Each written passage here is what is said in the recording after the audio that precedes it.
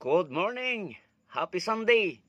At dahil Sunday ngayon ay magbibigay muli ako ng isang makalangit na talakayan.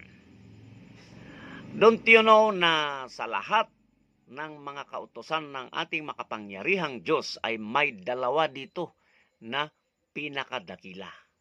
Una is yung pag-ibig natin sa Kanya, pag-ibig sa Diyos, at ang pangalawa ay ang pag-ibig natin sa kapwa-tao.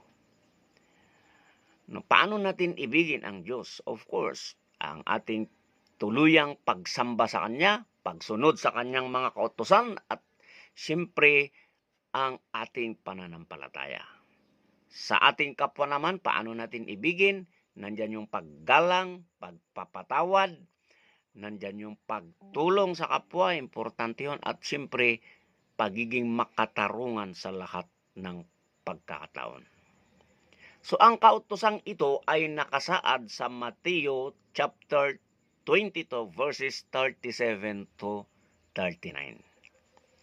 Nakasaad nga doon, ibigin mo ang Panginoong mong Diyos ng buong puso, buong kaluluwa at buong pag-iisip.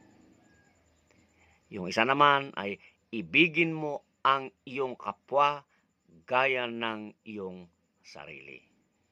So, ulitin ko, ito ay nakasaad sa Mateo chapter 22 verses 37 to 39.